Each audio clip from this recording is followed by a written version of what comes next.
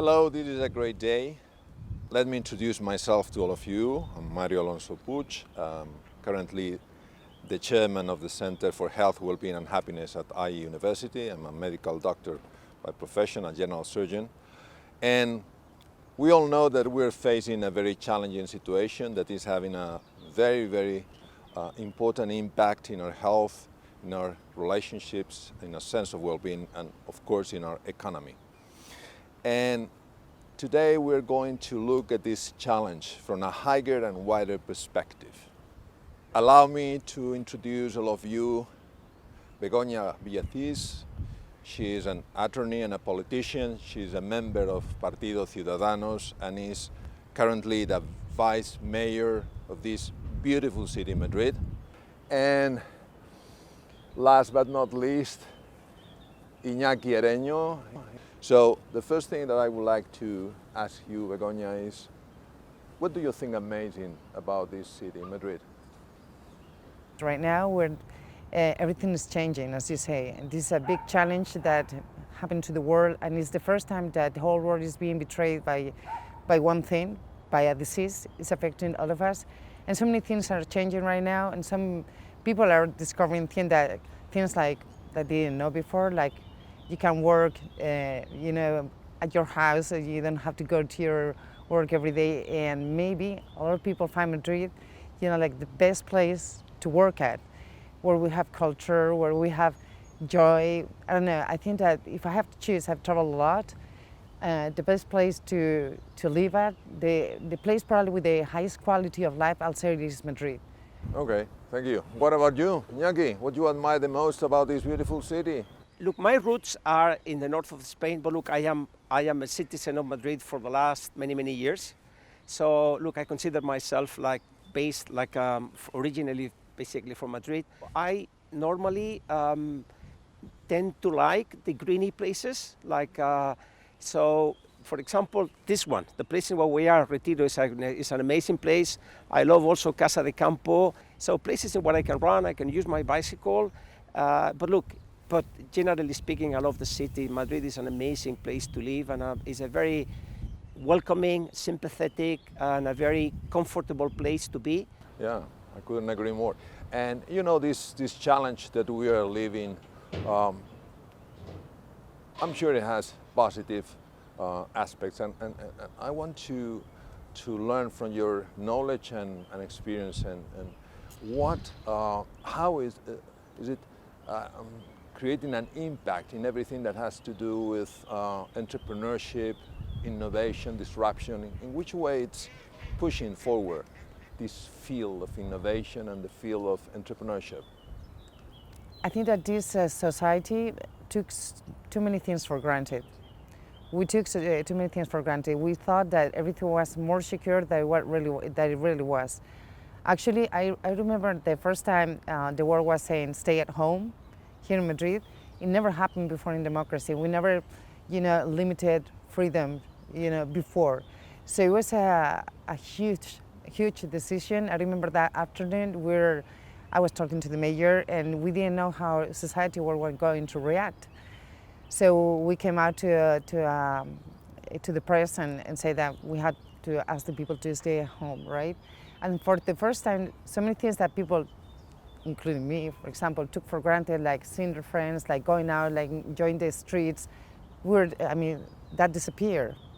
So everything changed, and then we realized that we had an opportunity, because even in those times, you can find opportunities.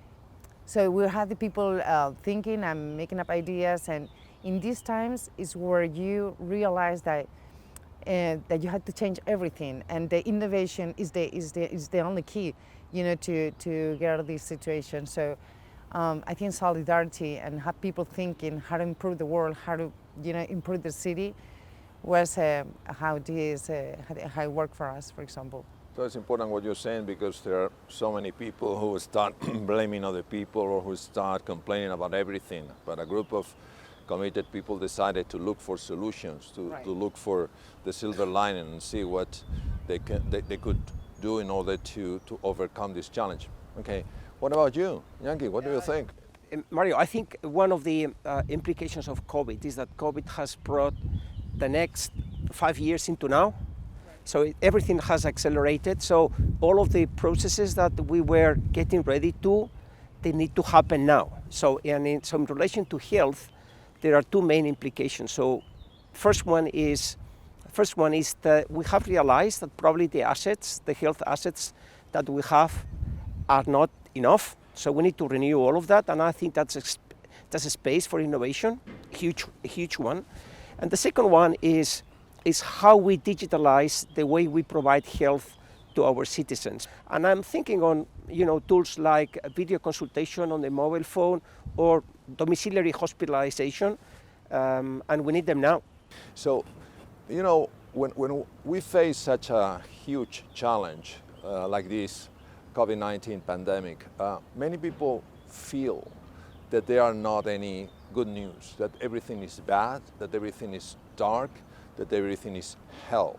What are the lessons that we have learned from this situation? Well, I think the humanity needs to be more humble, because the first lesson actually is that this can happen. This can happen, yeah. Because this never happened before. And we don't know really what's going to be the next challenge. And we need to work together globally. Of course, we need to find ways to accelerate network working globally, and we need to work together politically as well. You probably don't have all the solutions, and then the one in front of you probably have good solutions as well. We have a problem with trust right now. We need to build that again, and I'm sure we're going to be able to. And the human lesson is that, these people that that are around you, your family, your friends, don't take anything for granted. So that's the biggest lesson of that we learned this because of COVID-19. Big challenges, and if we don't learn from this, we will have a much harder test, a much harder challenge in the future. So what have we learned from this? This is going to happen again. If we consider this as a hypothesis, I think there are a lot of learnings that COVID is, a lot of positives that COVID is coming with. We need to make sure that we move from ideas to action. So let's not spend time in useless discussions. What do I mean by a useless discussion? For example, let me go to my own space of health, whether it is public health, private health, those are useless discussions. We all need to have good health. Whether it is coming from the public way or the private health or the private side, that's another implication. Also, there are implications on the type of people, the type of executives, the type of politicians that we need. People that are futuristics, people that are designers of the future, architects of the future, people with a technological background also to understand how we can use technology to improve the world. But again, we need to move from ideas to action, and if we do that, I think we will have a much better future. Dr. Cosgrove is considered one of the best heart surgeons in the world, said that the difference between a mistake and a failure is that a failure is when you never learn from a mistake. Can you send a positive message to the people?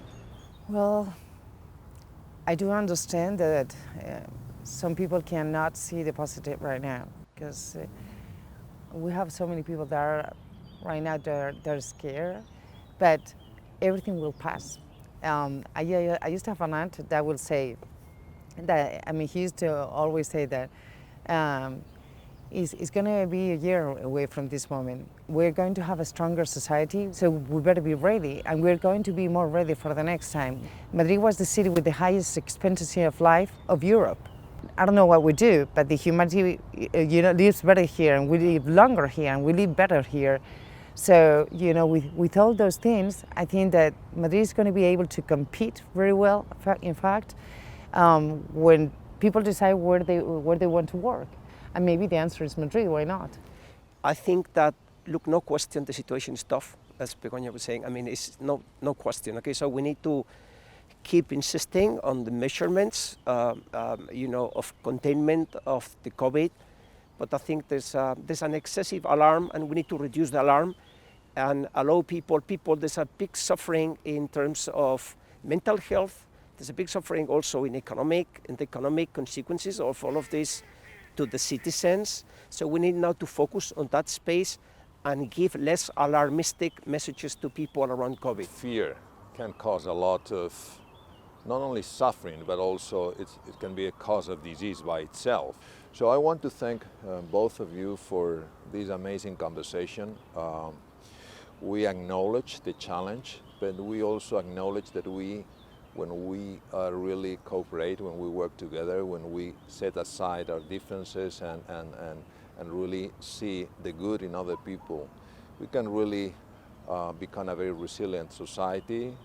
We can grow as human beings, we can evolve, and when we look backwards, I'm sure we'll be proud of how this country, how these people, how people in Madrid really fought against the disease and how much we learned. And because of that, despite the suffering, despite the pain, we have grown as human beings. So thank you. Thank you. Thank you. Thank you. Thank you to you. Thank you, Begoña. Thank you. Thank you. And a huge thank you to Mario Alonso Advertier for leading that very important conversation. We appreciate these difficult times, and we really appreciate you and your guests making the time to discuss them.